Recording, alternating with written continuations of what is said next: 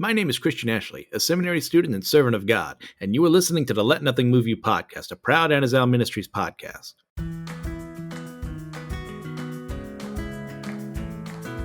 Welcome back, everyone, to the next episode of the Let Nothing Move You podcast. As today, we are going to finish the book of Leviticus today in chapter 27. But of course, I mean, that woo-woo you heard there is not just some abnormality to just happen in the world. I mean, you could argue he is. But at the end of the day, it's also my friend, Joshua Noel. How's it going, Josh?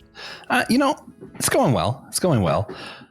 I'm concerned that I'm speaking and no little sound bars are showing up on the bottom. Is that happening on your end too? No, they're showing up on my end. Okay, cool. That's good. Yeah, we were having some audio troubles earlier. You know, if anything's messed up, I mean, we did what we could. And go blame Joshua Noel at AskJeeves.com. It is definitely his fault. He has the worst audio engineer. Yeah. You really need to look into someone better. I mean, I can't say too much. The guy I have doing it right now, he does it for free, and he rarely complains. He's fine. Rarely. Once a month, he just has scheduled texts that are like, I can't stand this. But we ignore those. For the record, I actually enjoy doing this. If anyone's listening, yes. This is all a joke.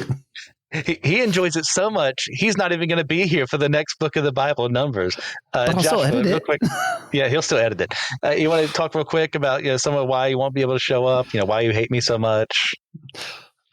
Honestly, there's just not a ton of numbers that I'm like super excited about. And on top of that, I'll be moving. We still got stuff going on with our dog Copper, who was shot. I'll be starting school back. I got a lot of stuff going on. And I'm like, if there's nothing that's like really tickling my fancy, I feel like I'm just going to pull back probably from guesting on any show for the next month or two, just to get things in order. With that, Copper's last scans and stuff are expensive. So if people want to go to the GoFundMe, Christian might put the link down below. And if not, I think you can just find my Facebook or something, and it's probably there somewhere. Yeah. Yeah. But we need help. Scans are expensive. No doubt. All right. Well, with all that in mind, you ready to get into this? Yeah. All right. Once I prove I'm a heathen, they won't want to help me anymore. No. If you haven't proven it by now, I don't know what else you can say. Yeah, that's true. That's true. All right, into some good old classic poetry. There you go. Yeah. Leviticus 27, verses 1 through 8. The Lord spoke to Moses, saying, "Speak to the people of Israel and say to them, if anyone makes a special vow to the Lord, involving the valuation of persons, then the valuation of a male from 20 years old up to 60 years old shall be 50 shekels of silver, according to the shekel of the sanctuary. If the person is a female, the valuation shall be 30 shekels. If the person is from 5 years old up to 20 years old, the valuation shall be for a male 20 shekels, and for a female 10 shekels. If the person is from a month up to 5 years old, the valuation shall be for a male 5 shekels of silver, or for a female, the valuation shall be 3 shekels of silver. And if the person is 60 years old or over, then the valuation for a male shall be 15 shekels, and for a female 10 shekels. And if someone is too poor to pay the valuation, then he shall be made to stand before the priest, and the priest shall value him. The priest shall value him according to what the vower can afford." Take it away. Mm-hmm, mm-hmm. Some of this is actually still confusing for me.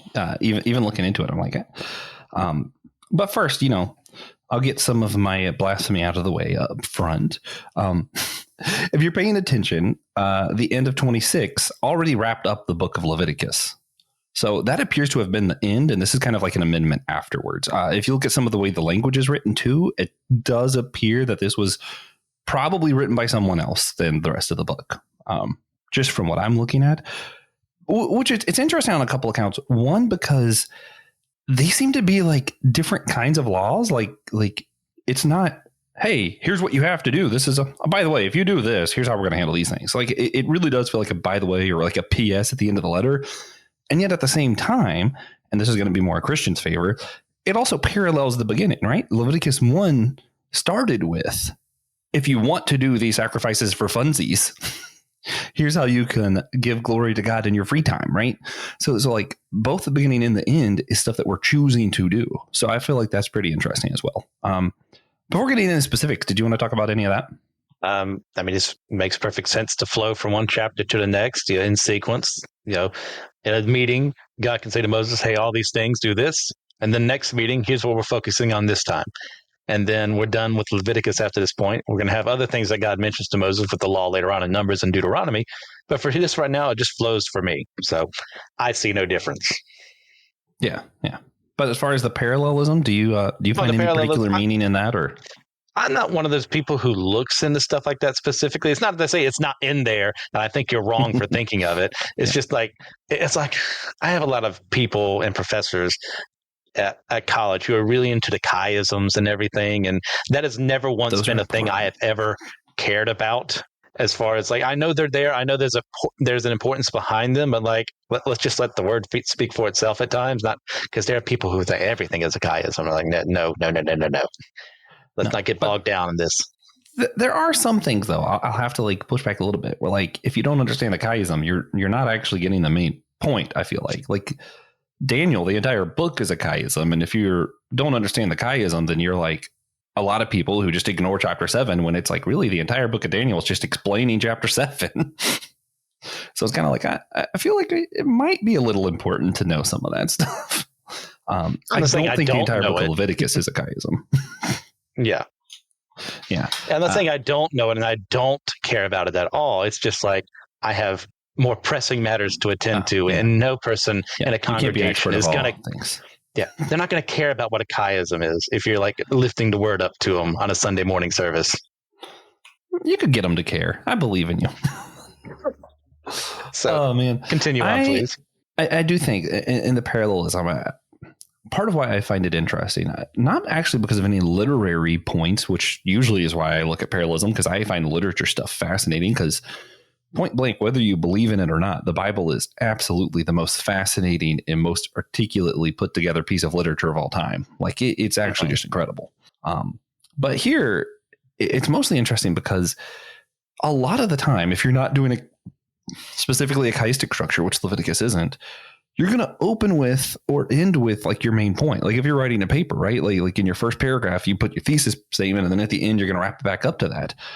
So it's fascinating that Leviticus doesn't start or end with, here are the things that God says you absolutely got to do. It's more of the, hey, God's people actually want to do things for God and want to bless each other and give gifts and, these kind of things. And here's how you choose to worship God the best that you can. So I find that there is some significance there, I think. And if in your own faith walk, you're more emphasizing the do's and what God says you absolutely have to or you can't do. It's like, oh man, I would, but I'm a Christian, so I can't do that. Maybe your emphasis needs to be evaluated, your own spirit a little bit. Because when you look at the law, and then later on, we're going to talk about some of the early church too, I think. If your hearts were with God, your emphasis is more on like, what can I do for God? No, not what am I allowed to do, I think you make a good point there. I don't have anything to add to that. All right. My only other thing, I first read this and I was a little pissed off. I was like, oh man, this is one of those times where people were just like missing God and they were just being terrible. Because, when you read the Bible like I do, you can be like, oh man, people miss God on that. They just did not understand what he was saying. Then I looked into it more and was like, oh, actually, this is pretty interesting. So if you notice all the things is like you're vowing yourself to God. I hope being that Christian can explain some of what that means here in a little bit, because I'm a little bit lost too.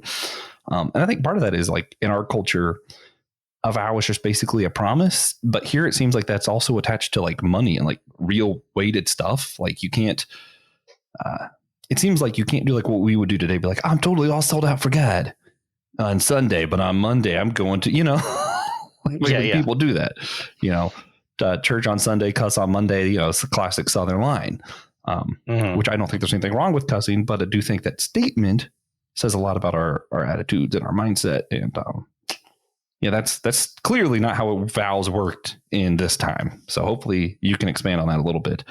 But the part that it concerned me was like, oh, well, men are worth a little bit more than women and they're worth a little bit more than children. And it's like, actually, men are just way cooler. No matter what age it is, men are worth more. But then you actually look at it and like what it is, if you read the rest of that book that was Leviticus that we just went through, women aren't supposed to work during their period. They cannot work during their childbearing years. And it's not like we value them less. It's more of a, no, based on the law, they are not going to be working as much. So like, even though I still feel like equal pay and all, just because they're a childbearer doesn't mean you get to pay them less. I think the valuation had more to do with they will be working less because the law will not allow them to work on these times that they probably don't want to work anyway. So I think it's a little bit more nuanced than what you look at at first. Like, it's not that first glance, women are worth less. It's more of the, no, literally, they will be working less. Same thing with like children and older people based on the law. You can't just work them the same way you would like a 20-year-old man and just keep go. You're going to say, oh, but they're a child. They need more breaks, and that's kind of what the law's been saying all the way up until now anyway. So even though I have some concern where I'm like, maybe equal pay is still important, I'm also like, oh, this isn't just a, you know what I mean? Like it's not a one-to-one. They're saying women are worth less. It's actually built into the rest of the law that they will be working less. Which also gets into like today, how do we think about equal pay?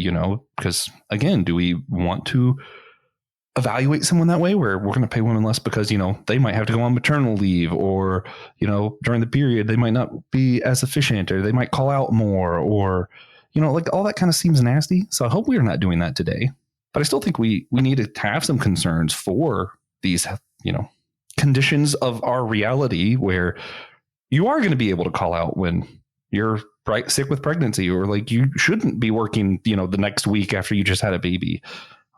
But I also think we should probably have paternal leave as well, and not just maternal leave. And there's a lot of little nuanced questions there. And the Bible starts there. And, the way I address the Bible is kind of like, it's a good starting block. The Bible's a great starting block for how we do faith and think about things today. And I think this really shows the heart of God, where it's not a one-to-one what someone's worth. It's we had to take all these things into consideration. And what does that look like in their time and culture? And then what does it look like for us today in our time and culture?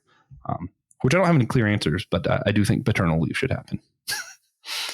I second that part. Because I was like you originally when I was first reading through this, because it's been a while since I'd gone through Leviticus, going, wait, hold on. Why is there such a discrepancy in value? Until you realize you do your research. This is within totality of everything that came before now. Think of this. This is why a woman is going to cost less than a man.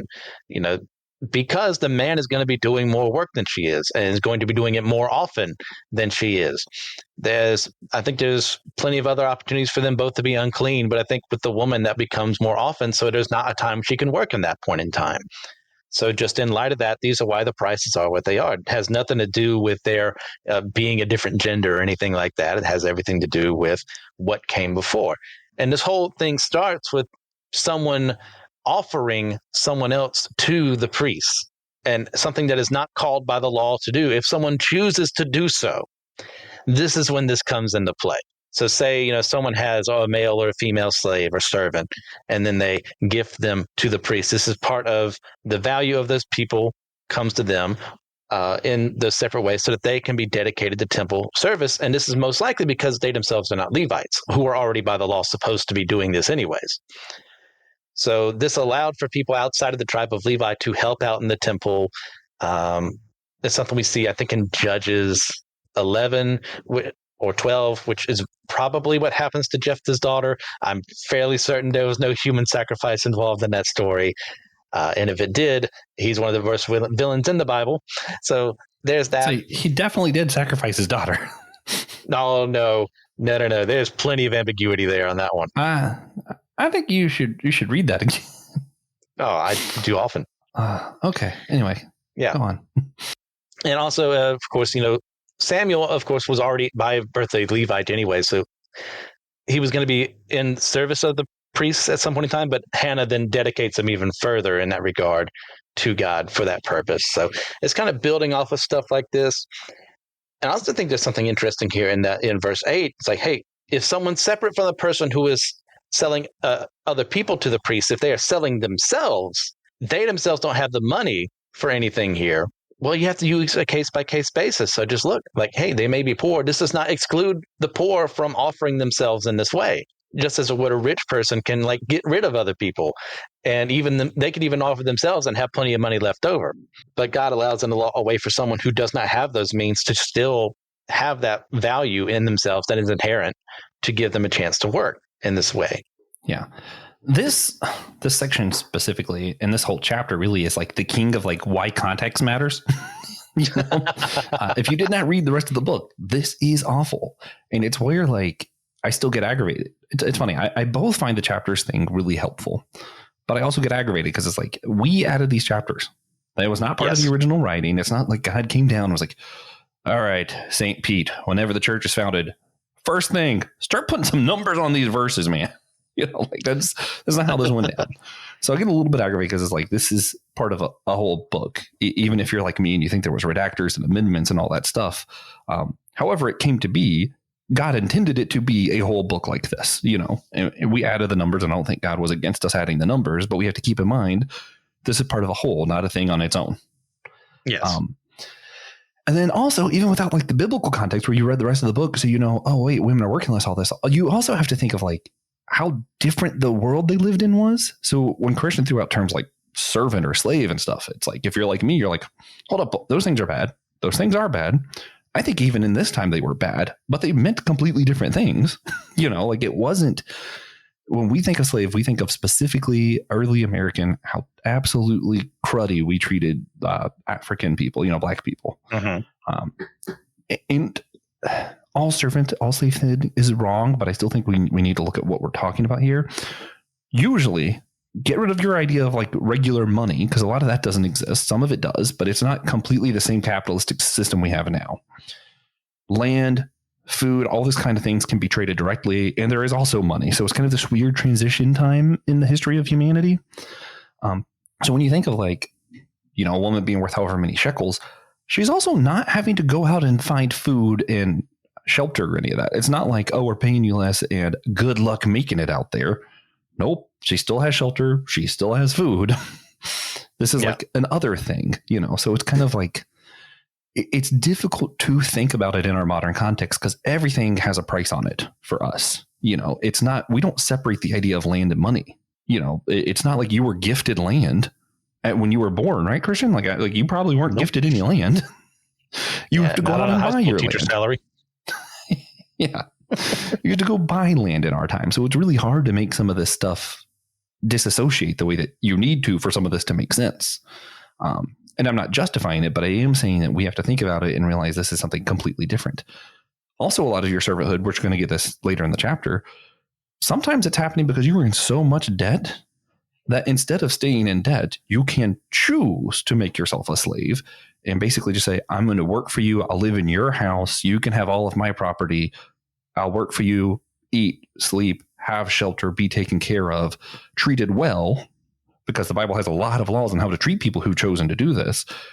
I still think slavehood is bad and we shouldn't sell humans. But I also am thinking this is actually something different. This would be someone who was in so much debt there wasn't a way out. And this was their way out, to live with someone else, work for them, and let them take care of you. Still bad, but a completely different thing than what you might be thinking when you hear the word slave. Yeah.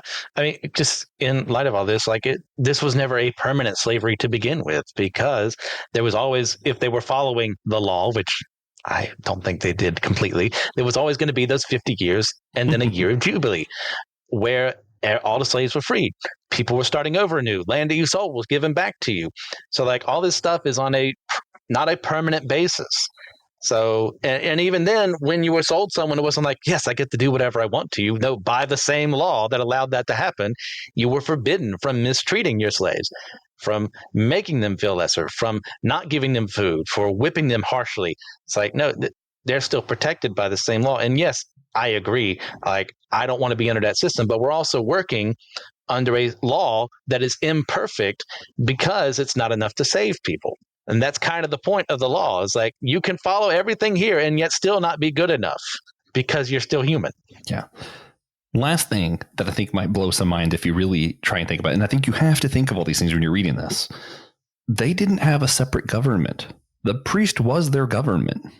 Yes. So when someone... This was a theocracy. Yeah. So when someone is selling themselves to work for the priesthood, yes, they are also deciding they're going to go do their whole life for the church, but they're also essentially becoming a government worker. So it would be kind of similar if I was in a lot of debt that I could just say, all right, I can't get out of this. I'm going to go work for the government. And then all of a sudden, all my debt's gone and I just work for the government. It's like I just move downtown, get an office, and it's like, I don't have debt anymore and I get to eat and sleep. It's not really as bad. Like, it's still not ideal, but it's one of those, like, what we're talking about is just so wildly different than anything that exists in our world. I think it's a little bit hard sometimes for people to read this and not think this is awful and terrible. It's still not ideal, but it's not as awful and terrible as I think it might sound. Well, that's like your earlier point, like context matters. So if you know the context of the entirety of the law before now, and you know the context of the law after this point, you know why this is allowed to happen and why it's a good thing this is allowed to happen. Yeah. It's one of those, there isn't a perfect system. And then you also, in the world that they're living in, this is much better circumstances. Like if this was Egypt, they would be slaves, and the kind of slaves that were beat and treated terribly and forced to constantly work under the sun. They wouldn't be government workers that are given a house and food. Yeah. All right. Ready to head forward? Let's do it. All right. 9 through 13. If the vow is an animal that may be offered as an offering to the Lord, all of it that he gives to the Lord is holy. He shall not exchange it or make a substitute for it, good for bad or bad for good. And if he does in fact substitute one animal for another, then both it and the substitute shall be holy. And if it is any unclean animal that it may not be offered as an offering to the Lord, then he shall stand the animal before the priest, and the priest shall value it as either good or bad. As the priest values it, so it shall be. But if he wishes to redeem it, he shall add a fifth to its valuation. I don't have a ton here. I've said before, I don't think the animal sacrifices are really what God wanted necessarily. I think they kind of misunderstood.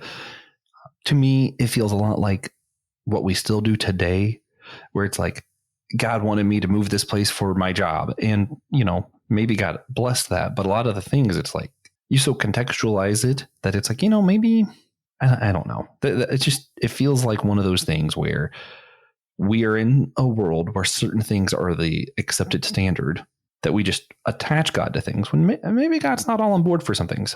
For example, I'm not against Christmas, but I think a lot of people spend money that they shouldn't. And like, oh, God wanted me to gift my children all these presents, whatever. And really, it's just like you are so entrenched in your own world that you interpreted some things as God. And it's not necessarily good or bad, but I'm like, I'm not sure that was God's original plan when he created the world, was for you to go bankrupt, to spend whatever amount of money to give your kids the newest, that probably wasn't part of the original plan. That's just my thought. But once again, this is something that is completely and utterly voluntary. This is not commanded by the law for all the people to give up outside of the firstborn animals that are dedicated to God. This is an extra animal. If you say the secondborn of your donkeys or sheep or what have you, and you're like, you know what? God's been good to me. Let me make a vow to him. I'm going to give him this sheep. Then you go and give him the sheep. You're not commanded by anyone to do it. That is you being like, God's been good to me. Let me show that back and give it to the priests. Do you remember, is this one of the sacrifices that the priests get to partake in? This would be one of those, it might be like a Thanksgiving offering or something like that. Or it might be completely just utterly separate from it. It's just out, because it sounds like it's separate from that offering and that there are specific things you follow afterward. This would be like, hey, I've got some extra sheep. God's been good to me. I vow to give these 5 sheep, rams, whatever, to God, to his people, to his priests, to see they can use as they see fit. Yeah. Because I would say that the needless killing that doesn't actually serve any purposes, I'm like, God probably wasn't actually desiring that. But some of the stuff where, like, from just how I view God and how I believe and stuff, when it was stuff that was being slaughtered and the priest, everyone get to eat the meat of it, like that kind of gift, I'm like, that's pretty, that's still what God desires, I think, and you should, especially this time of year, be thinking about like, hey, does my pastor have food? I don't think he'd mind us mentioning it. Yesterday, recording this, my Pastor Will, his dad passed away. So, naturally I'm thinking of like, can I get him food? Can I send a rotisserie chicken, or does he already have too much food? Or can I send flowers to the funeral home? I'm trying to figure out if there's anything I can do, and if it's even what he would want. Because, there's a chance that he's like, Josh, don't spend your money on me. The Bible has a lot of rules about the poor, and Will feels pretty similar to about some of these things when it comes to the poor. But also he's like, you want to do something. What should you do? And it's really helpful to have these laws that tell you, here's what you should do. Give your lamb to the priest so they have food, or, Also, gifting livestock to the priest, I think, is something that the Bible allows for and is a good thing to do because they don't have their own land. They don't have their own things. And we should keep our pastors in mind. For me, what I'm thinking now, and I might be spoiling this, I don't know how closely Will listens to these episodes.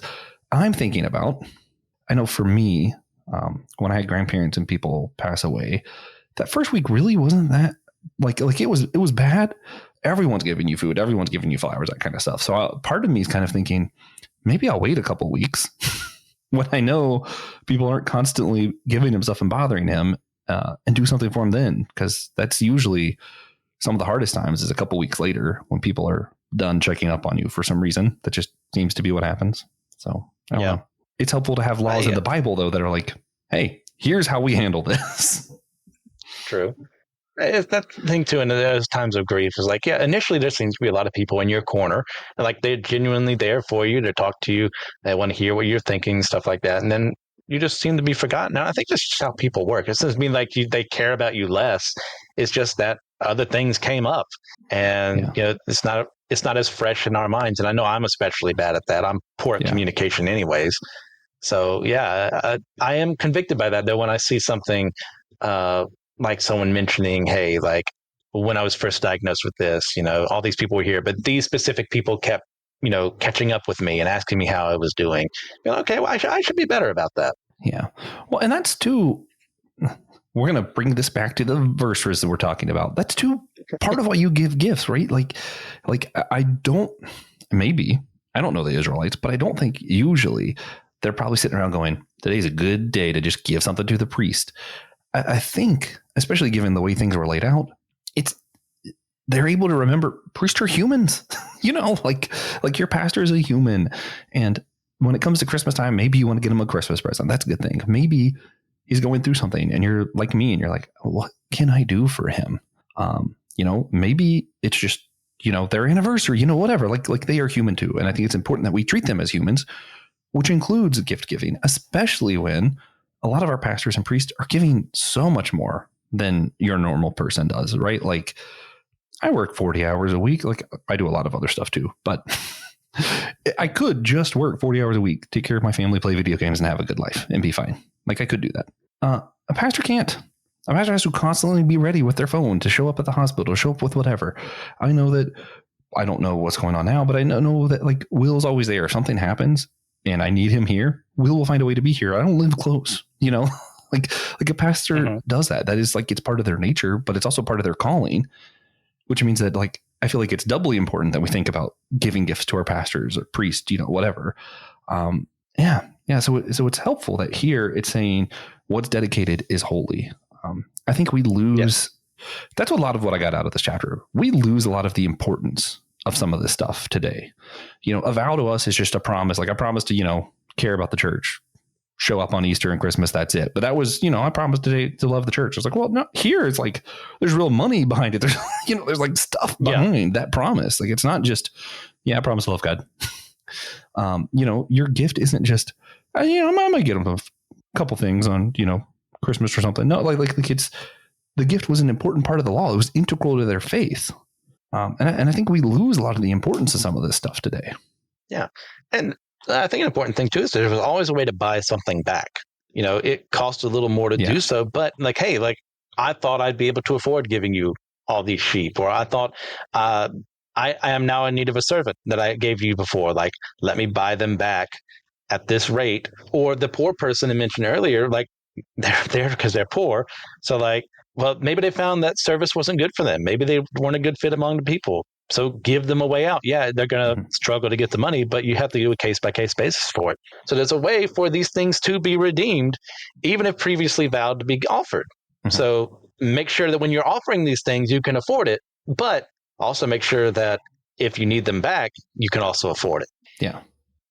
Yeah, I agree. And as well, like specifically, it mentioned the unclean animal being offered this too, because like that kind of broke my brain a bit, because I've read this over multiple times over, but like actually focusing on it made me go, hold on, why would the priest want an unclean animal? Like by its very nature, if they touch it, they're unclean. Why would you want that around you? Well, guess what? Priests need the travel. So if you gift them a camel, yeah, they're unclean on the camel, but they're going to use the camel to drive somewhere else and then get clean in a way that maybe they don't have a horse. Or I can't remember if horses are unclean or not, but like something that would actually help them in their ministry, even if, it made them temporarily unclean. It's a good gift to offer. Well, and that, I mean, you brought up a point that made me think a lot. And again, it's one of those where it's hard to put yourself in their world because it's like, why is a camel unclean? That's silly. Because, they lived in a more mystical time where people just thought about things differently. And there's a lot of other reasons for the laws. But in today's world, maybe you would consider it unclean to drive a pickup truck that runs on like super bad gas and, whatever, because like you're literally tearing apart the planet. And if you're like me, you think part of God's calling for you is to care for the planet, but you still got to get from point A to point B, right? Like maybe the pastor shouldn't just reject a car because it's going to use fossil fuels and destroy the planet. You still use it and then pray about it later. Like God, what about this? Or we've talked about plenty of times before that there's certain products that we don't want to purchase or we don't want to be a part of because like, I forget, was it Nestle for you that you don't want to? I do my best not to get Nestle. Yeah. But maybe someone gets it for you and like you're in a circumstance where like you actually need to eat whatever food and you're like, I got to do this. But for you, I think you would probably consider that unclean. You might not use the same language, but something you probably have to pray about after. In some circumstances, these things happen. Like for me, this is a good example. I don't want to get eggs from chicken that were kept in cage. I would like to get cage-free eggs. I like to get cage-free chicken. If I got $10, that's all I got for the week. Guess what? I'm not going to get those eggs. I'm going to get the eggs that for me are unclean. I have to pray about it later. So I think it's interesting. And you'll see that in other parts of the chapter too, where like there's a little bit of nuance in the law, right? Like here's the law. But also if you can't do it this way, the priest can just go out and they'll evaluate what it's worth. It's fine. There's a little bit of nuance in this stuff where it's like, in the famous words of Captain Jack Sparrow, a little bit more like guidelines, savvy. Wow. I couldn't help it. Well, since we're kind of on there, I probably should have brought these together, but like 14 through 15, let's quickly go over those since they're so closely tied in the way to this. When a man dedicates his house as a holy gift to the Lord, the priest shall value it as either good or bad, as the priest values it, so it shall stand. And if the donor wishes to redeem his house, he shall add a fifth to the valuation price, and it shall be his. I mean, obviously animals and houses are two separate things, but the general premise behind this whole thing makes sense. And you can, hey, priest, your house just burnt down or whatever. Take this one and have it. And then, later on, well, I need it back because my house burnt down or whatever. And you've had enough time to, find a new place maybe.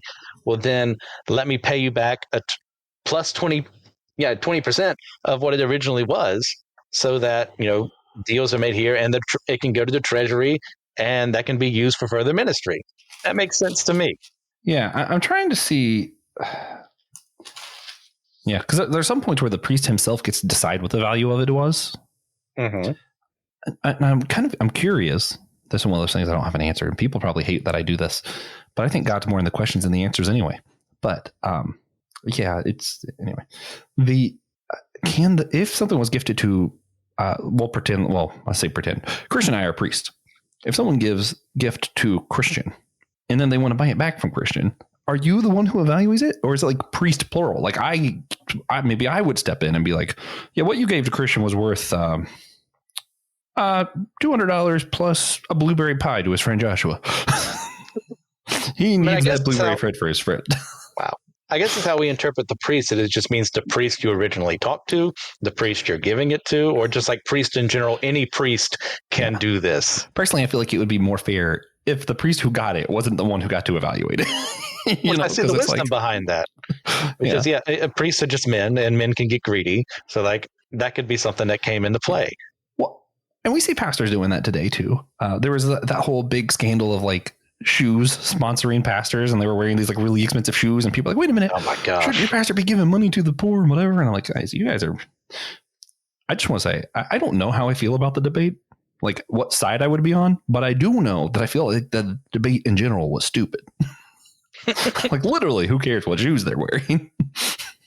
If someone gives something to your pastor, that's between them and your pastor. Like if someone were to gift Will Rose a beach house and a Mercedes Benz, I am not going to immediately assume that Will doesn't care about the poor, that Will's a bad person. You know, like I'm going to assume Will's a great person who graciously accepted those gifts and probably was really shocked that someone gave him a beach house.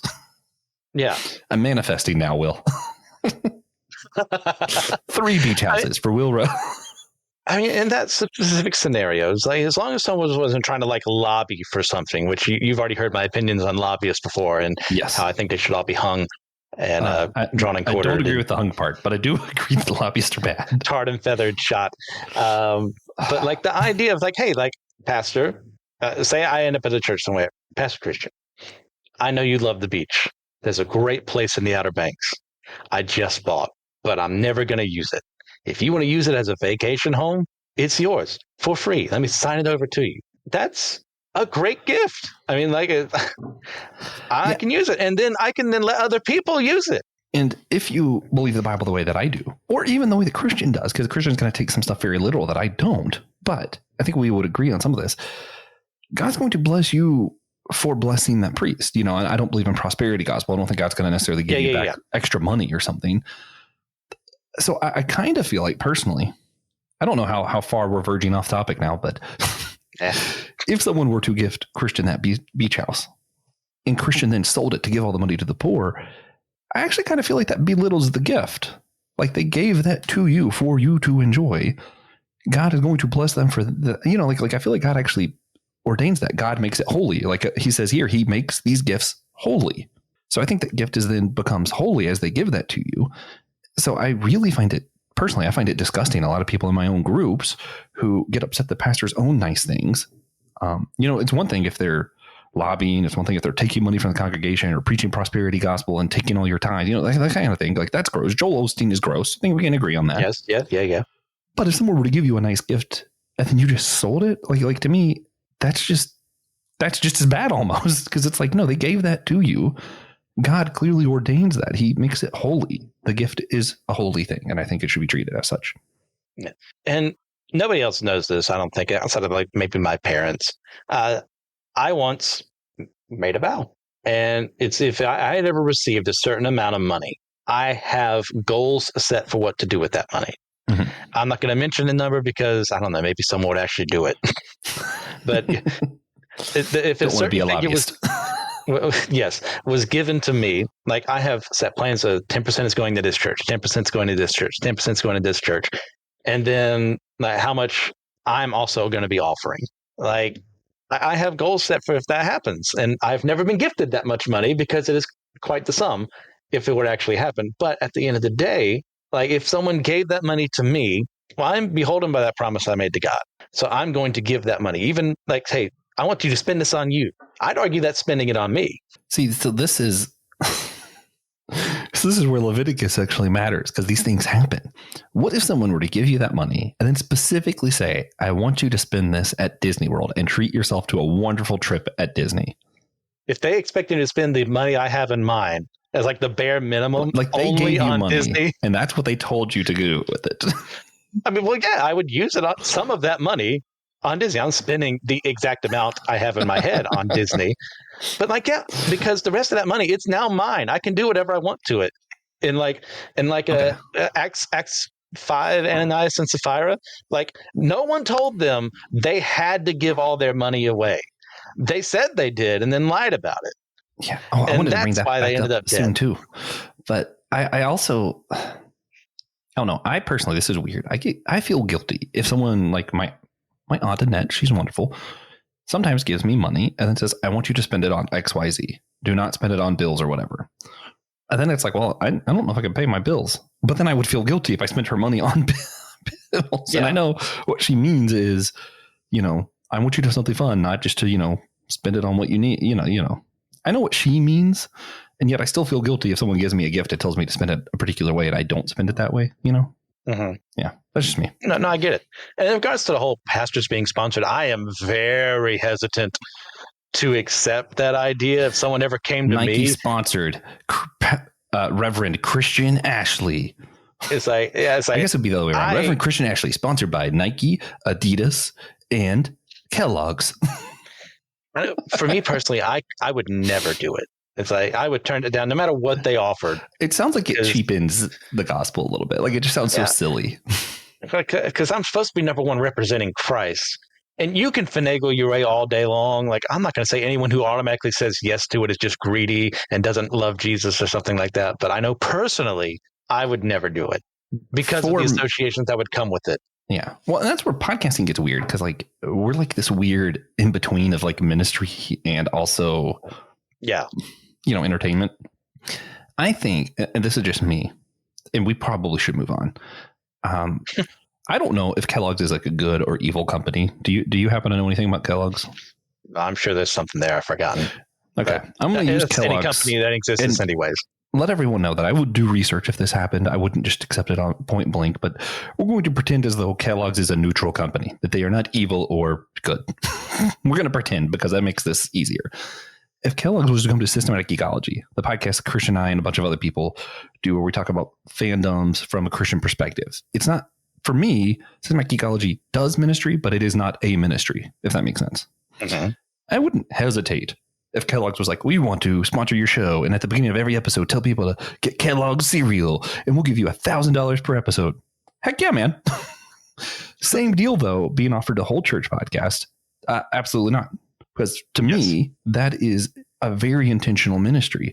It is, I'm going to be a lot more choosy about, sponsors. If for some reason the ESV Bible wanted to sponsor it, I'd probably consider that, doing advertisements for that kind of thing. But I'm a lot more choosy because the whole church podcast is something that I know where that's going, who's hearing it, what matters to people. I know the sensitivity behind it. I know the ministry that gets accomplished for it. I know that there's, I counted it last year. I didn't do it this year, unfortunately, but last year there was over 200 people who lived in countries where the gospel was illegal who were following the whole church podcast. So to me, that puts a different kind of weight on it than what I would put to Systematic Geekology, So it's kind of this is one of those, let the priest look at it and let the priest evaluate what it's worth. This is one of those, there's a gift of discernment for a reason. I'm going to find someone with that gift and let them pray and tell me what to do. Well said. Yeah. Let's move on to 16 through 25. If a man dedicates to the Lord part of the land that is his possession, then a valuation shall be in proportion to its seed. A homer of barley seed shall be valued at 50 shekels of silver. If he dedicates its field from the year of Jubilee, the valuation shall stand. But if he dedicates his field after the Jubilee, then the priest shall calculate the price according to the years that remain until the year of Jubilee, and a deduction shall be made from the valuation. And if he who dedicates the field wishes to redeem it, then he shall add a fifth to its valuation price, and it shall remain his. But if he does not wish to redeem the field, or if he has sold the field to another man, it shall not be redeemed any more. But the field, when it is released in a jubilee, shall be a holy gift to the Lord, like a field that has been devoted. And the priest shall be in possession of it. If he dedicates to the Lord a field that he has bought, which is not a part of his possession, then the priest shall calculate the amount of valuation for it up to the year of Jubilee, and the man shall give the valuation on that day as a holy gift to the Lord. In the year of Jubilee, the field shall return to him from whom it was bought, to whom the land belongs as a possession. Every valuation shall be according to the shekel of the treasury, the sanctuary. 20 gerahs shall make a shekel. That was dense. If someone was listening and they weren't aware, that was dense. Yeah. Oh man, there's parts of Leviticus that even I'm like, that was a little rough. But the stuff that stands out to me that I think is interesting, it doesn't matter if it's good or bad land. Right? Like if you have terrible soil or great soil, it's based on how much seed you could plant. So I think there's a little bit of mercy built into the law here again that you keep seeing throughout Leviticus, where it's like, wow, this is again, compared to where they're at, other lands, it's like, this is interesting. This is a lot more graceful. A lot of your other laws in similar areas at this time would say there is no value to bad land at all. Doesn't matter what you do. You broke. You got that land, you still broke. But, God's law is a little bit more gracious. So I find that interesting. I also find it interesting that, like, if in this scenario that we just read, if Christian was so poor that he needed someone to buy his land, and then I bought it for him so he has a little bit of money, and then I went and turned around and sold that land to the priest, your Jubilee comes around, it becomes Christian's land again, not mine. So that's interesting too. It gives a little bit more power to the Jubilee, which Jubilee is so freaking cool. I love that. I actually really love the song. This is the year of Jubilee. Yeah. So much fun. Yeah. I have other things around the word Jubilee that's very personal that I might tell Christian about one day, but not general audiences, at least not yet. Not until I write my book. That's a joke. Fair enough. Maybe one day. Not ready for that yet. But other things I did write down. Verse 20, I don't remember what your version read, but it reads, yet in the NESB, it reads, yet if he will not redeem the field, but has sold the field to another man, it may no longer be redeemed. And there 21 says, and when it reverts in the Jubilee, the field is yet to be holy. It should say and, it should not say or anywhere. In some versions, it will say, if he does not redeem the field or has sold the field to another man, it should not say or there. It should say and. My version says but, which I guess is okay. I don't know. That's weird. But both things are supposed to be happening. If you look at kind of the original language and stuff, it appears as though it should both be if he has not redeemed the land and has sold the field to another. So just for some clarification, and if you're reading along, that's one that's a particular piece of language bit that some versions get wrong, and it frustrates people like me. And yes, a single word matters. Just like any form of law, if our law in America said, you shall not murder or pat Christian on the head, that means I can do one of the two. I could kill him as long as I don't pat him on the head. So single word matters. And I should not pat him on the head. Then I can't do either, which is, that's why this is important. Both things need to be occurring. So it's not an or statement. And then verse 21 also says, implies you can place yourself in service of the priesthood, and that would give you freedom. So if you were dirt broke, you could also give yourself to the priesthood. You're no longer a slave. A lot of times what would happen is someone owns so much of your stuff, and it's so insurmountable that even the year of Jubilee might not free you, but you could put yourself in servant to the priest. You're free.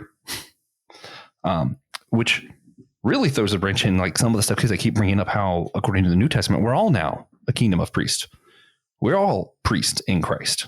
We're kind of given that role.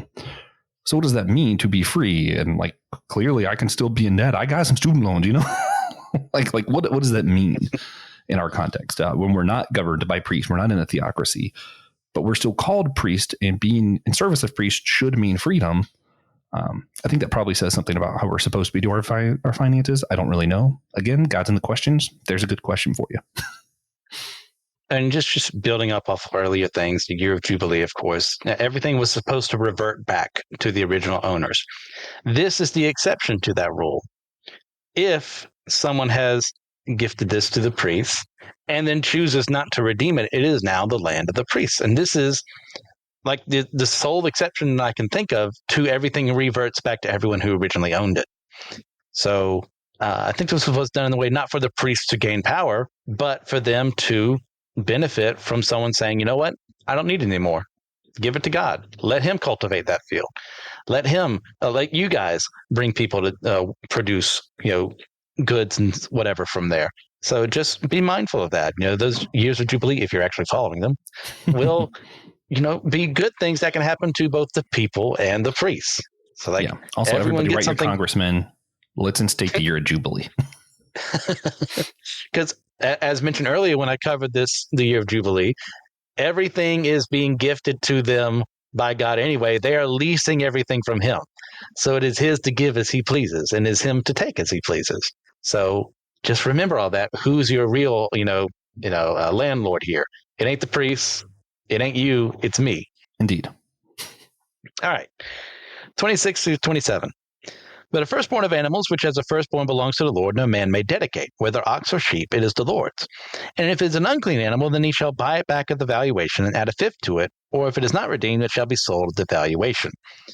That is just a simple thing. It's like, hey, every firstborn is dedicated by God by, the nature of the law anyways. So don't think that you can then offer that same thing that already belongs to God. So quit trying to make money off of me when, I've already given you, I've already told you what to do with these things. I would also add verse 28 to that, which in my version, I know you're about to read it anyway. We'll just read it twice because it's a good verse. Leviticus 27:28. Read this. Nevertheless, anything which a man sets apart to the Lord out of all he has, of man or animal or of the fields of his own property shall not be sold or redeemed. If you thought that was boring, here we go. Anything devoted to destruction is most holy to the Lord. Not holy, most holy to the Lord. So if you're looking at 26, 27, and you're like, wait, the firstborn's dedicated to God, and you're looking at this like that which is dedicated to destruction, and you're like, how are these tied together? And maybe if you're a Christian, you're like, wait a minute, Jesus was firstborn. Jesus was dedicated to the Lord. Jesus was set for destruction. Correct. That is what is most holy to the Lord. And this is where Chris and I both have our gripes with some process theology, but part of the stuff that I really like is around some of this. We all are constantly being destroyed and recreated. The cells that I have now are not the same cells that existed when I was a baby. All those cells are now part of something else. The cells that make up my body, my brain, my heart, all the things are constantly dying and coming back again. And that is the nature of reality. And it's the nature of the center of the gospel. Everything points to Christ in the end, right? Like the very nature of what it means to be human, that I'm going to constantly be dying and reborn. Regeneration is what it means to exist because my body's constantly regenerating. My brain's constantly regenerating. And to think that that is also exactly what the gospel is just a more blatant version of that. Well, duh. Everything points to Jesus. Even this law, which I don't think the writers had Jesus in mind. I don't think that God was like, let's sneak this message of Jesus in there, see if anyone can figure it out. I don't think that's true. But I do think literally everything. We're going to believe that the ultimate principle of reality, that thing which is ultimate, is love. And it's most personified in the act that Jesus did on the cross. Then yeah, everything's going to point to that. The very nature of what it means to exist, the nature of the law, the nature of what is and is not dedicated to God is all going to point to that, which is why it's so cool. We're doing this right before Christmas time. And we're talking about regeneration. We're talking about the firstborn. And we're talking about gifts, choosing to give gifts right before Christmas. And that which we know is the ultimate gift that you can't choose to sacrifice or not. It has already been given. Yes. It's good stuff. Well, since we're already there, I'll read 28 and 29. Sorry. No, you're good. But no devoted thing that a man devotes to the Lord, or of anything that he has, whether man or beast, or of his inherited field, shall be sold or redeemed. Every devoted thing is most holy to the Lord. No one devoted who is to be devoted for destruction from mankind shall be ransomed. He shall surely be put to death. Now, I forgot to write down the original Hebrew word, but the devoted that is used here can also mean accursed. That's why I think in Joshua 6, the tree, that's used that way. No. Sometimes, like it depends on context. What is being devoted to God is like being gifted to Him versus being devoted to God for destruction. Oh, okay, yeah. So that's why there's a difference. Even though devoted is used in both 28 and 29, there's two different circumstances, the same word being utilized, if I remember correctly. But the context shapes what that devotion is for. Yeah. So, and that's where some of those who follow more of a, I'm going to get nerdy for a little bit, the atonement theories that revolve around ransom really like some of these verses because it's like, oh, he can't be ransomed. But when God comes, all of a sudden the ransom's available.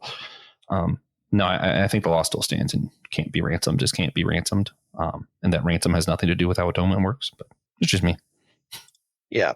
So we've got the juxtaposition here of the things that are, devoted to God, these good things, these men, these beasts, these inherited fields, they're devoted to be holy to God. But remember where you're about to go. Verse 29, the things that are devoted for destruction, the Canaanites, and the things I'm going to say you're not supposed to take with you. So none of their food, none of their animals, none of their idols or money or anything like that. That there's no way for that to be saved. There's no way for that to be redeemed. It is done for. Well, I'm going to get a little bit more into atonement and then a little bit of blasphemy real quick. Oh, boy. So first, I think the atonement, there's a lot to be said here. Primarily going back, the people who use this as ransoms, see God overcome the ransom. I think if you're going to use that kind of language and use this verse with that, what you're saying is that Jesus' death somehow defeated the law. And I don't believe that at all. I believe the law is still alive and well. It helps that I interpret it as poetry, but I still think it's alive and it's well and it's meaningful, and that God did not defeat the law. That would be God defeating God. What is the point of that? I believe that when Christ was born and then he died and rose again, he literally defeated hell and the grave. Death has no more sting. Death is no more. Death is not the end of the story for any of us. I won't go into my universal rant, I guess, because Christian doesn't need to have to correct me on air again. You guys know, I believe that literally all things will be born again. Christian does not. Yes. And we'll see who's right in the end. Because right now, yeah. I mean, I think we both hope that I'm right. I think we both hope that I'm right. I would be happier. Yeah. If you were right. I just see no biblical basis for it. Yeah. I'm also not concerned if you're right. I think I'm still probably good. I think I still did the whole Lord's Prayer and love Jesus and stuff. I'm probably still fine. Yep. Either way. And I think I remember a little bit of the Hebrew that I studied earlier. I forgot to write down. I don't think they're the same word. I think they split off in some way. I don't pretend to understand the language. Yeah. This is why I write things down, and I literally forgot to do it. So there's a connection. They're not the same word. Yeah.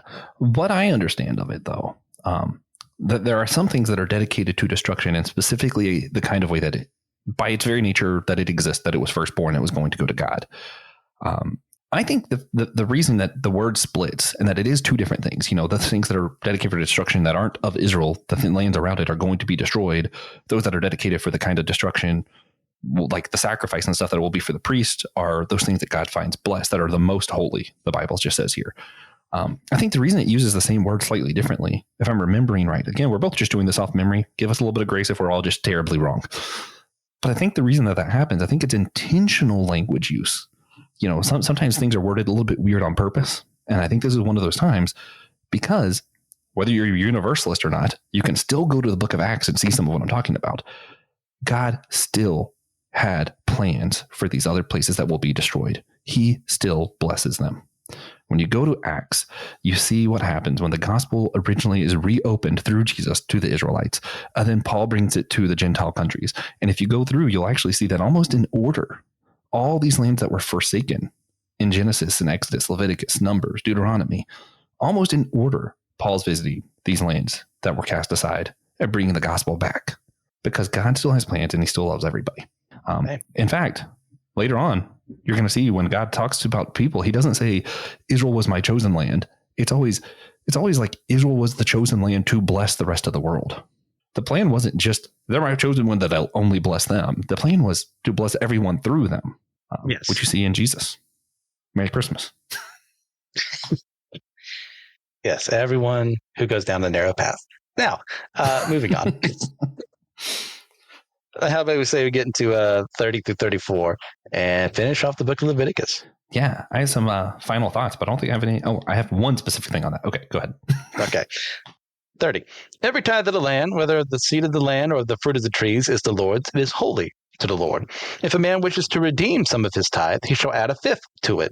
And every tithe of herds and flocks, every 10th animal of all that pass under the herdsman's staff, shall be holy to the Lord. One shall not differentiate between good or bad, neither shall he make a substitute for it. And if he does substitute for it, then both it and the substitute shall be made holy. It shall not be redeemed. These are the commandments that the Lord commanded Moses for the people of Israel on Mount Sinai. My only specific thing about these verses, and then I had some stuff that just kind of like ending thoughts on Leviticus, but this particular section, you can find, I forget exactly where it is, but there's a grouping of Mesopotamian tax laws that are worded almost exactly the same, but it's taxes and not tithes, which I find really interesting because you do have to remember the tithe was a little bit of both. It was a little for the church, but it was also for the government because the government workers were also the priests. So it gets really weird. And that's where later when I come back in Deuteronomy, Christian and I are going to argue about tithe probably because tithe was also their tax. So tithing was mandatory the same way taxes are mandatory for us now, but are tithes still mandatory for us now? I don't know because we live in a completely different system. I would say not based on just how things work. But I also think tithing is still good. It definitely, the 10% thing just doesn't make any sense to me because that's just not what tithing was. Tithing was like 10% of this, 10% of that, 10% every third month and every year. And it actually comes out to like an average of 27%, which would be a crazy tax. 27% is insane. But, they had really good healthcare system. They believed in education for all, making sure everyone had housing. It was actually a really progressive government. Which I would not want personally. I don't want that much, I want some government assistance, but I don't want 27% of my income, that's crazy. But we'll debate that probably later on. It is important to note though, that tithing and taxing are pretty similar. And that's not a system that we have today in America. Some countries do though. when you do your taxes, you can decide if part of your taxes go to tithing the state church or not. So it's interesting how this has been used and applied differently in different countries. Americans just don't have a lot of the same context to make sense of some of that. Mm-hmm. Yeah, I would argue that we're not under the law as far as the tenth is concerned. I'm thinking we're more under the standards that we kind of see in the temple with the poor woman who gives as much as she can as she feels led to do. Now, there's more I would point to in the New Testament for that, but like the general idea is that we are supposed to give as we can. I don't think there's a set number. Well, that's part of my my ending thoughts on Leviticus in general, so we can get into some of that too. But I don't like Christians who use the Abraham story. So that was before the law, and he did a tenth, so that's what we're supposed to do. I was like, no, that was a free gift. It wasn't a command. So that's, Yes. That doesn't make sense. I do think, though, personally, and this is a weird point of like agreement / disagreement at the same time. Like people probably don't like how I come to this, but here's how I get to it. I believe not in the authority of church tradition, but I think church tradition is important.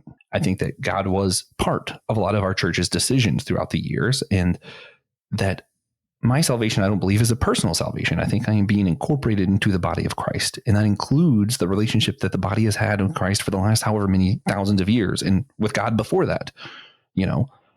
So I think I have to build on, react. Some things I have to deconstruct. Some things I want to lean into. I think that there's a really healthy practice where the church has agreed 10% is a good amount to give to the church. And even though I don't think it's a biblical mandate, I think that the church has practiced that, and that it has proven healthy and well for the church, that it's probably still a good idea to do it. I'm not against it. I'm like, oh, that makes sense. It's a good idea to do tithing and then something else that has been the tradition. And it's a tradition I think worth honoring.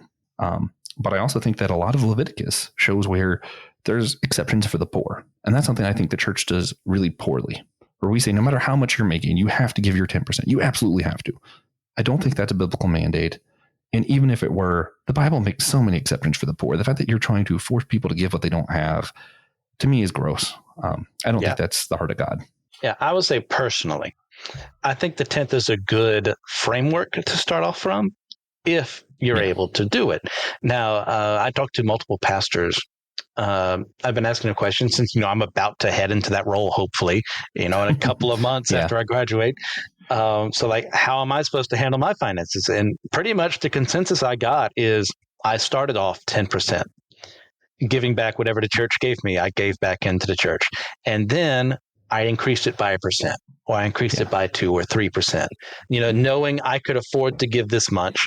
That's what I started using. So I kind of like that system because, that makes sense to me to start giving more as you're able to and using it as a template. But if you're not able to do 10%, don't give 10%. Give 7. Give 1. Give a 1% of 1%. Like however much you can give, that's what God commands you to give. Yeah. And all of this, 10% of your net or gross. Well, how much do you want God to bless? That's prosperity gospel. That's bad. I'm just going to let you know.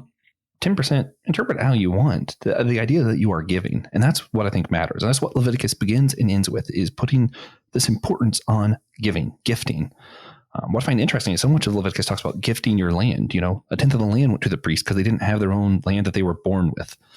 We talked about earlier this episode. No one in America is born with land. Here's your land. Happy first birthday. That's not a thing. But the fact that gifting land was originally part of that law, system in the law, and then in Acts, when you come to that point, in Rome, people also weren't born with land that they were just given at birth. And yet, gifting land was still a thing in the early church. The early church pretty much was socialist. But, and here's the thing that I get aggravated at, people who are more progressive, who go, see, the early church was socialist. Jesus had all these socialist messages. We're supposed to all share land, all this stuff. They were doing a revolt against the Romans. The Romans did not like that their religion existed, that all this stuff existed. If we lived in China, and Christian and I were both trying to be Christian and then also being selfish about our own property and all this stuff, that would be an awful idea. In that kind of system, we should share everything we have because we are literally all we have. In America, that is not the case. We have so much freedom as Christians. So I think it should look a little bit different than that socialist system that was kind of part of the early church. And yet, Gifting land was an important part of our faith tradition ever since the beginning. Gifting your food, gifting your work, all this stuff has always been an important part. And I think it still should be.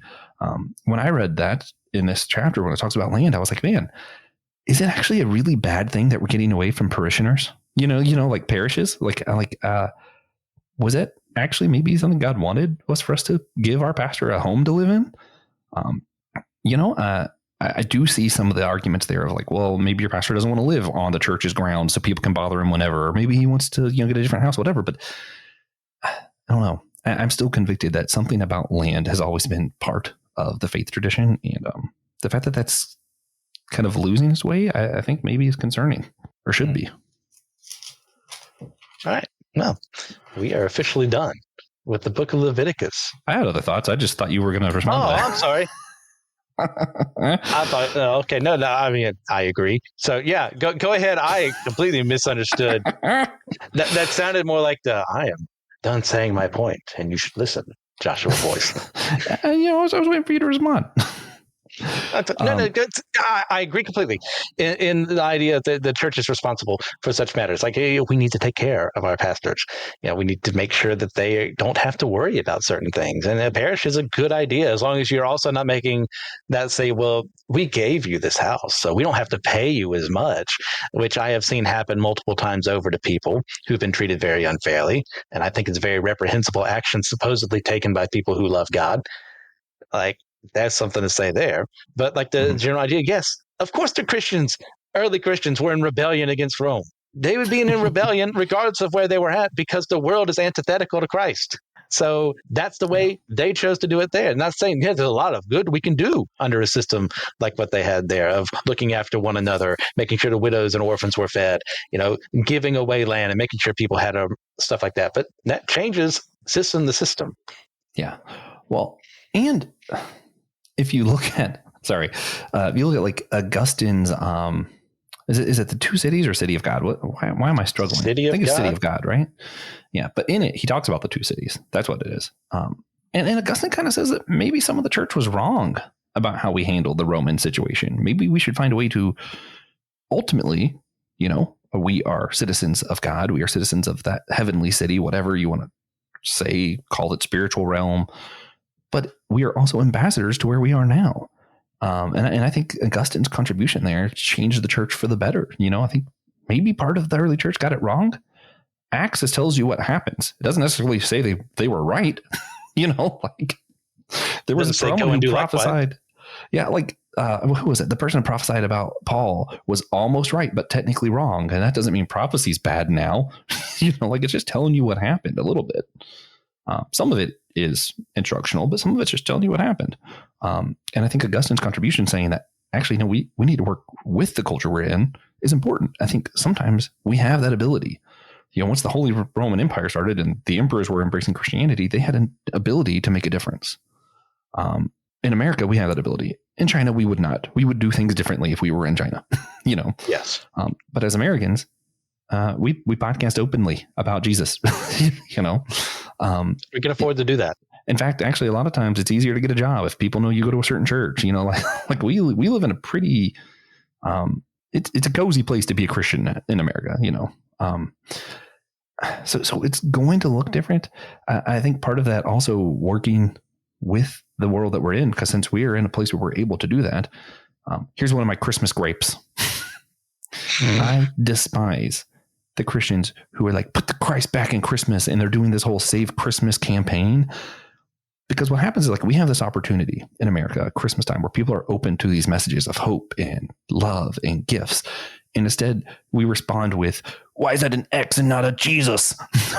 And it's like, why did they take Christmas off of the coffee cups at Starbucks? And I'm like, you're showing people the dogma. You're showing people the hate. You're showing people why they don't want to be church in the first place. So ironically, you're taking this opportunity we can talk about the good things about the gospel and pushing people further away from Jesus on Jesus' birthday. It's not his real birthday, but you know what I mean. It's more effective to say it that way. I'll push back just a little bit because I'm with you for the most part. Okay. Because I think that we do have a responsibility when Christ is being taken away from things to then say, no, that is reprehensible. That's not how things should be. Like, yeah, there's a reason we're celebrating. Yes, it's not Jesus' birthday.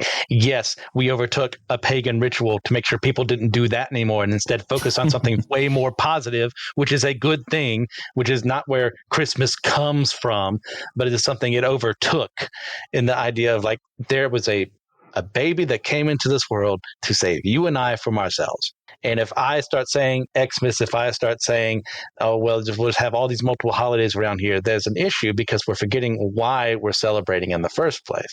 Now, there is a way to fight that war, and I have seen it being fought poorly most of my life by people who think they're acting in righteousness. Yeah, I'm just not sure I'm on board. Also, especially because X represented Christ for a really long time, so Xmas is just kind of a natural abbreviation. But that's not what it's intended by people who use it. Usually, I do think they're just abbreviating. I don't think they're trying to take the Christ out of Christmas. I just don't think that's what's happening. But they don't care about the Greek language and where the Christos they're not doing it because from. of the Greek language. They're doing it because it's shorter and saves them money to have less letters. But I don't know. For me, I feel like personally, and just from what I observe, people who hear us say, oh, that should say Christmas and not Xmas, those people want less to do with the church, not more, when they hear you say that. Whereas I think maybe a better approach, here's where I think we should push back. I don't think it should be about these technicalities on how words are used and what Starbucks says on their cups, all that stuff. I think the pushback should be more of, hey, why is our culture making this about money and trying to buy stuff and how much money we can spend and teaching our kids about capitalism when it's actually about love and hope in the darkest times? I think one of the things that concerns me is there's a lot more deaths in the winter because it's harder for our bodies to survive the winter. So for a lot of people, Christmas is a really dark time, which makes sense. Christmas is about hope in the darkest of times. So we shouldn't be afraid to talk about Christmas because for some people it's really difficult or it's dark or whatever. We shouldn't be just, oh yeah, push the gift thing and making it all like candy canes and sugar drops, whatever. I think we should say, hey, I like that you're having joy, you're having hope right now because Christmas is about hope in the darkest times. Let me tell you about the darkest times and why this is hope. Let's lean into it. Let's not push against it. Let's lean into, hey, yeah, you're right. It's about gifts. And yeah, you're right. It's also a dark time. Christmas is about both of those things. Hope in the darkest times. Do you know the world that Jesus was born into? It was the darkest times. And I think that's a message worth pushing. And it's one that if we stopped focusing on what the cups at Starbucks say and how do they abbreviate something over here or over there, and instead we focused on what is actually the purpose of this holiday? Why is it both the darkest time and the most joyful time? And we leaned into that. I think we could do a lot better messaging. I think it's a war on two fronts in that scenario. That I would be on both sides, on the same side on those two different fronts. In that, that we need to keep the Christ in Christmas. Why do I want to keep the Christ in Christmas? Would be that other front you're talking about there, because of what he represents, because of who he is, and everything. So I think we're fighting on those two different fronts for those reasons. And it's suddenly turned into a Christmas episode. The war on Christmas. It needed to. It needed to. Yeah. Well, yeah. But like the general idea I like it saying Christmas instead of Xmas. I just don't think that that's a fight worth having when there's a better front, I think. Well, that's part of Christians not choosing their battles well and not voicing their concerns well. They'll say, keep Christ in Christmas. Yeah, shrewd as serpents. Like choose your battles well. Why do you want to keep Christ in Christmas? Is it just because we're called Christians, or is it because of who Christ has made us into being? Like, let's fight on those fronts well instead of choosing a battle we're never going to win because the culture doesn't care. And here's where I segue this back to the verses. It is still about the gifts. Yes, Jesus was the ultimate gift. But Leviticus starts and ends with gifts. And I think learning how to do gifting well, and hopefully this is what people saw all throughout Leviticus, that the law is still important. Even if you don't take it literal, it's still important to think, what does it mean to have a culture of life? What does it mean to give a gift well? When should I do it? How should I do it? Should someone be able to take their gift back? Like all these things are important things that we still need to think about that Leviticus helps us with. And the idea that in America today, Christmas is we're giving gifts and maybe we're broke and maybe this is making our finances worse and making it harder to pay our bills and we're getting further in debt. Whereas in Leviticus, the gifts are about, how is this giving more freedom? How is this helping you live your life better? How is this gift of land making the priest able to do his job? How is giving the gift to God that you're trying to give actually setting you free from the bonds of your loans and debts and all that, So I think Leviticus might help us think about gifts differently, which might help us enjoy Christmas better because we're not trying to break the bank. Well said. Yeah, which And could with include that- giving someone a home when they don't have a home in December. Or there's no room in the mangers for mangers. I don't know. I'm done. And with that, we're done with the book of Leviticus. Yeah, Josh, we did it. Thank you for being with me as we've fought over multiple chapters worth, almost half of the book together. I've had a ton of fun having you on here. Yeah. Like getting your different perspective on things, which is that's one of the reasons why I invite you on. Others just school you and show how much more pious I know, because I enjoy your company. You are almost a seminary graduate now. I'm going to have to bow my head every time I see you. I think that's how it works. I ain't Catholic. No, that was terrible. Anyways. Should I start calling you Reverend? Or? Pastor's fine.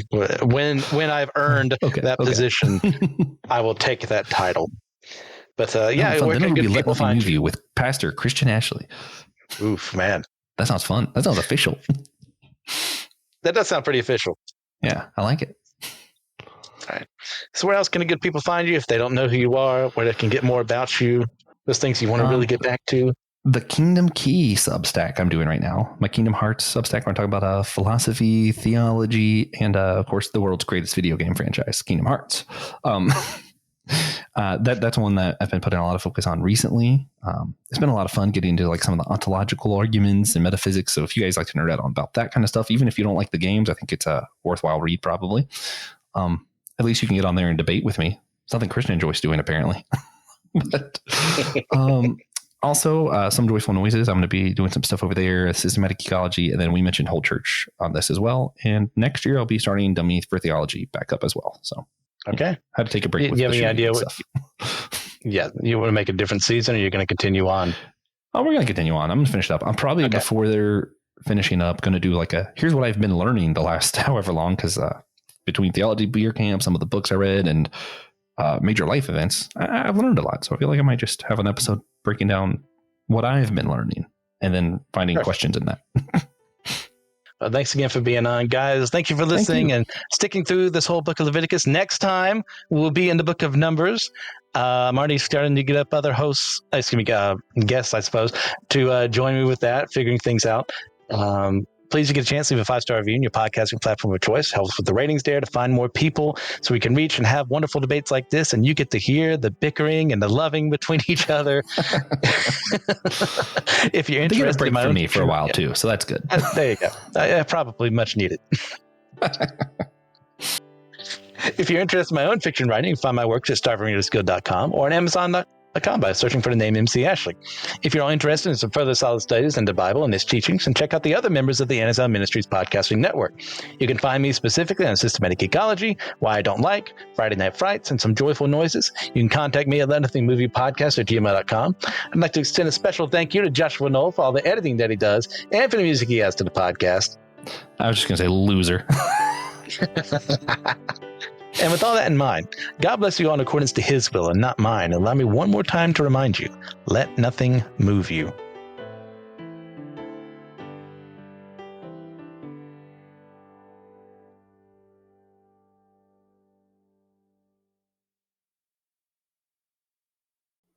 Hey guys, are you interested in podcasting but don't know where to go? Well, check out Zencaster.com and go ahead and make an account there and use special promo code Let Nothing Move You, all caps.